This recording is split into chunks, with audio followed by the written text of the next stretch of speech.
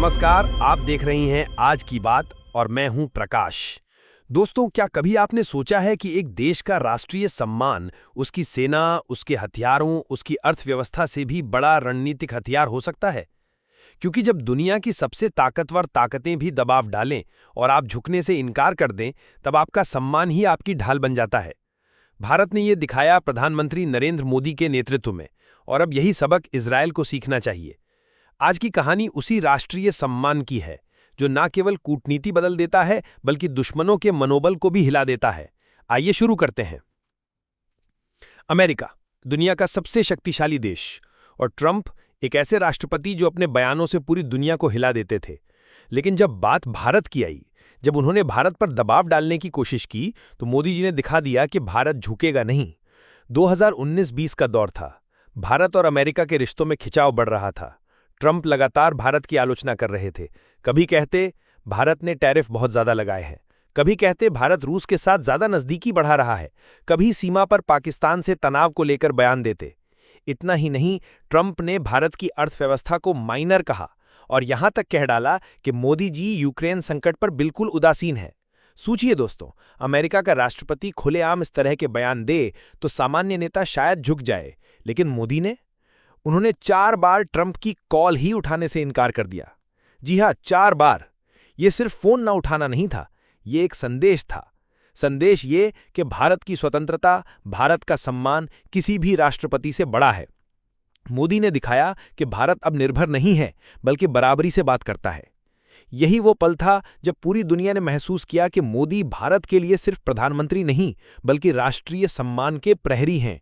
अगर आपको हमारे वीडियो पसंद आते हैं तो चैनल को लाइक करें, शेयर करें और सब्सक्राइब करके हमारा हौसला बढ़ाएं। अब जरा इजराइल पर नजर डालिए। गाजा के युद्ध के दौरान खान यूनिस के नासर हॉस्पिटल पर एक शेल गिरा, 20 लोगों की मौत, इनमें कुछ पत्रकार भी शामिल। क्या हुआ इसके बाद? इजराइल के नेताओं में हड़कंप मच गया। आईडीएफ ने तुरंत माफी जैसी भाषा इस्तेमाल कर दी। चीफ ऑफ स्टाफ ने बयान जारी किया। प्रधानमंत्री नेतन्याहू ने भी जल्दबाजी में बयान दे दिया। पर दोस्तों, असली तथ्य क्या थे? बाद की रिपोर्ट्स में पता चला कि जिनकी मौत हुई उनमें कई लोग हमास के ऑपरेटिव्स थे। मतलब इजराइल को खुद को अंतर्राष्ट्रीय स्तर पर बचाने का मौका था, लेकिन उसने पहले ही हार मान ली। कूटनीति में इसे कहते हैं पैनिक डिप्लोमेसी, जहां आप आरोपों से पहले ही घबरा जाते हैं, और जब आप घबराते हैं तो आपकी दुश्मन ताकतें इसे अपना हथियार बना लेती हैं। यहीं पर इजराइल गलती कर बैठा। उसने जल्दबाजी में अपनी कानूनी और कूटनीतिक स्थिति को कमजोर कर लिया। दुनिया में छवि बनी, इजरायल ने गलती मान ली। यानी जहां मोदी ने अमेरिका को फोन पर इग्नोर कर दिखाया कि भारत सम्मान के साथ खड़ा है, वहीं इजरायल ने अपने सम्मान को खुद ही चोट पहुंचाई। यहां से निकलता है सबसे बड़ा सबक। राष्ट्रीय सम्मान कोई विलासिता नहीं, ये रणनीतिक पूंजी है। मोदी जी ने यह दुनिया को दिखाया कि कभी कभी चुप्पी और धैर्य सबसे बड़ा हथियार होते हैं। ट्रंप के 4 कॉल ना उठाना कोई अहंकार नहीं था, ये एक संदेश था। ये संदेश ये कि भारत अब किसी का जूनियर पार्टनर नहीं है, भारत अब बराबरी का भागीदार है। इजरायल को यही सीखने की जरूरत है, क्योंकि बार बार जल्दबाजी में सफाई देना, हर घटना पर घबराकर बयान जारी करना, ये रणनीति दुश्मनों को और ताकत देती है। अंतर्राष्ट्रीय राजनीति में छवि ही सब कुछ है। अगर आप आत्मविश्वास से खड़े हैं तो दुनिया आपकी बात सुनेगी। अगर आप घबराए हुए लगते हैं तो दुनिया आपके खिलाफ हो जाएगी। दोस्तों, यही अंतर है मोदी की रणनीति और इजरायल की वर्तमान स्थिति में। जहां मोदी सम्मान को प्राथमिकता देते हैं, वहीं इजरायल अक्सर तुरंत डैमेज कंट्रोल करने की कोशिश करता है। भारत और इजरायल दोनों लोकतांत्रिक राष्ट्र हैं। दोनों को आतंकवाद ने झकझोरा है, दोनों ने युद्ध झेले हैं और दोनों को पश्चिमी ताकतों से दबाव झेलना पड़ता है।